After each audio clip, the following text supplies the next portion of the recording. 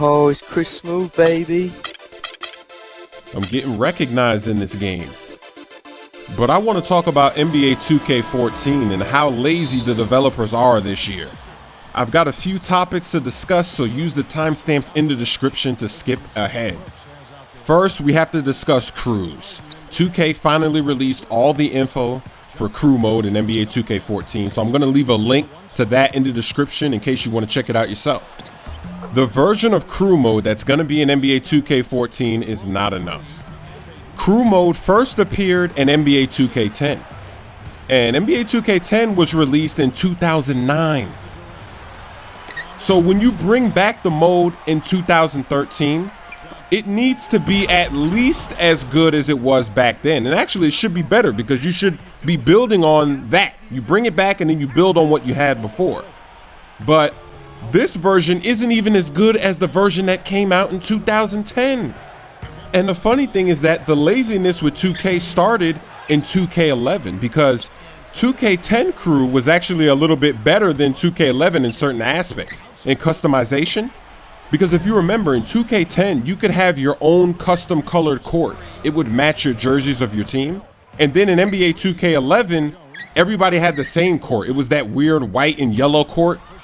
So they took a step back from 2K10 to 2K11 in terms of crew. But this is not even a step back. This is like going back around the corner. This is like going back to where you were born or something. This is this is like going back into your mother's womb. Crews in NBA 2K14 will not be in an arena. It's going to be on a street basketball court. That's a step back. In 2K10 and in 2K11 it was in an arena. There's no quarters in this version as well. You're just going to be playing to 21. There's no first quarter, second quarter, third quarter, fourth quarter. Not 5-minute quarters. It's going to be a street pickup game to 21. That's another step back. There's not going to be any rules. There's no referees. There's probably not going to be a 3-second violation in the key. People are going to be able to stand in there.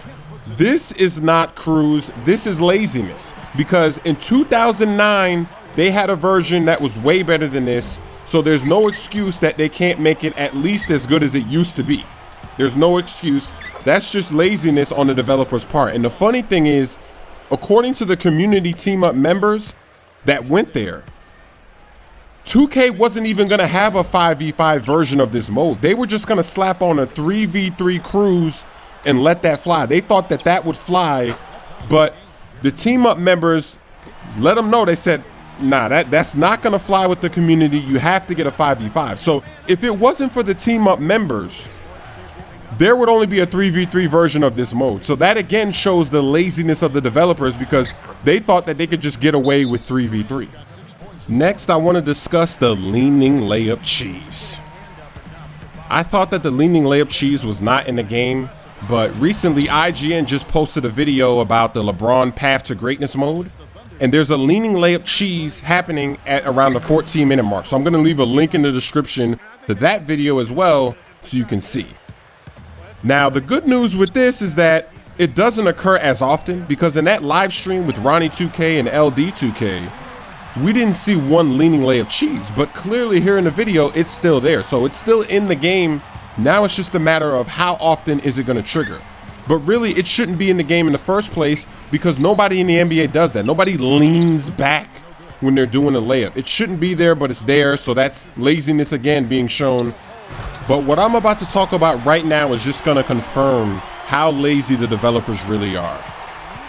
And it's something so simple. It's something that could easily be changed, but the developers are lazy, so they don't change it, even though it could probably be changed at the snap of a finger with one little change of code or whatever. And that's the accessories. Yes, the accessories, the gear that everybody's wearing, the headbands, the armbands, the arm sleeves, the calf sleeves, socks, all that stuff. Now, if you watch the IGN video again, the LeBron Path to Greatness mode, you'll see that LeBron James, he's playing for the New York Knicks. He's at home, but yet his arm sleeve is black. CP3's arm sleeve is black. Dwight Howard's shoulder, whatever, those are black. Now, if you watch the official NBA 2K14 trailer, When Rondo's at home, there's a clip of Rondo doing a layup or doing something. He's at home and all of his gear is black as well.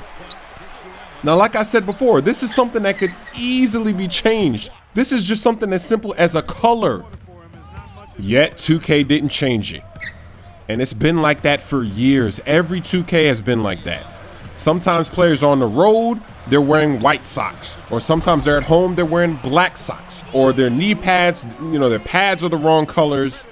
And then another problem too, is that even when you're wearing white gear, when you're at home, the color of the white isn't even white. Like if your jersey's white and then you have a white arm sleeve, the white arm sleeve looks kind of gray because it's not the same kind of white that the jerseys are. That's another problem that doesn't seem to be fixed, because there was also a screenshot of Iggy. You remember when they were showing off that you could block dunks and LeBron blocks Iggy?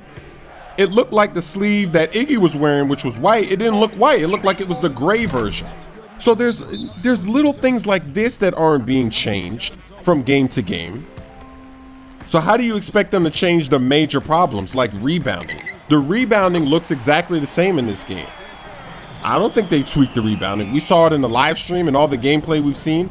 The rebounding looks the same. Now, obviously, something like the gear on the players, like the arm sleeve, that's not anything major. That isn't gameplay. But it just goes to show that they're ignoring certain issues and they're never going to fix them because they're lazy. Another example. Remember in NBA 2K12 in the All-Star game in my career where you couldn't start? Guess what? In NBA 2K13, my career, you couldn't start in the All-Star game either. Why is that? Because they never touched that feature. They never tweaked it. Another thing, let's talk about the association mode offline. All the problems that people have with player roles and draft classes, and there's all kinds of issues. You want to know why those issues are there every single year? Because 2K never touches association mode. They don't update anything. So that's why in 2K14, the association is probably going to be exactly like it was last year. All the issues, all the problems, don't expect to see those being fixed. Another thing, let's talk about the online leagues or the online association. In NBA 2K13, when you're making a trade in online association, what happens is the admins in the league don't actually have control of the trades because anybody in the league can veto a trade, and it's not supposed to be like that. When you make a trade, if two users agree on the trade, then the admins are the ones that say okay or no. They're the ones that say yay or nay to the trade. But in the online association in 2K13, for some reason, anybody in the league can say no. So what happens is a lot of people are doing that. They're trolling. There's no way to know who's doing it. You don't know who's vetoing the trades. And you never know. It's probably going to be just like that in NBA 2K14 because 2K doesn't touch certain areas of the game because the developers are lazy. They don't work on those things. So now if you're playing in an online league in OA, guess what? You can't have trades because your trades aren't going to be able to go through because anybody can veto them. It's ridiculous. So we really have to hold 2K accountable for not fixing things from game to game because really it's their laziness. They're not doing anything about some of these issues. They're just like, that doesn't matter. We're not going to work on that. We're just going to tweak something here and here that doesn't matter. We're going to add in things that don't matter. As we get closer and closer to the release of NBA 2K14, we're going to see just how lazy the developers are because we're going to see more and more things that have been glaring issues in the past that are still going to be here. And when we get to play the games for ourselves, that's when we're really going to be able to identify everything that's still here and what they actually changed. And when the next gen version of the game comes out, this is when we really get to see what the developers are doing. Because if the next gen version of 2K14 comes out and it still has all the same problems that we're discussing, then it's just like, the laziness meter is all the way maxed out. Because on a next gen console, they have so much more at their disposal. They can do so much more. And they're going to show us how much effort they actually put into the game. We're going to find out. So the next gen version is going to be really interesting. I can't wait for it to come out. There's been no info on it yet. All we've had is that little teaser trailer that looked pretty good. It looked really good, actually. So I'm excited. But I have a feeling that we're going to see a lot of the same issues that we've seen on current gen. And what will be the excuse then? If the rebounding game is the same as it's always been on next gen, what will be the excuse? If they get the colors wrong of all the gear, what will be the excuse? So let me know what you think in the comment section below. If you think they're being lazy, list some more examples of them being lazy, because there's many more examples than what I explained here. I just explained these because they're just so obvious and you can easily see what I'm talking about. And if NBA Live comes out this year, they're saying it is, but you know, they've been flip-flopping for the last few years. If they come out this year, then the gear that I was talking about, the colors of the gear and stuff like that, that's never going to be an issue, because that's something that NBA Live does really well. That's one of their strengths. It's the presentation, it's the atmosphere, it's the jerseys, it's all the gear that the players are wearing. They get that down to the T. It's perfect. That's why it's so funny that 2K struggles with little things like this, like the crowd not reacting after a game winner, or the atmosphere not being correct, or the jerseys not being the right color, or the gear. Something so simple like that you shouldn't struggle with, and you shouldn't have issues. You should have that down to a T. And that's why when they have real issues, they can't fix those either, because they can't even fix an issue like changing the color of gear. So how are they going to fix a major gameplay issue? They can't do it.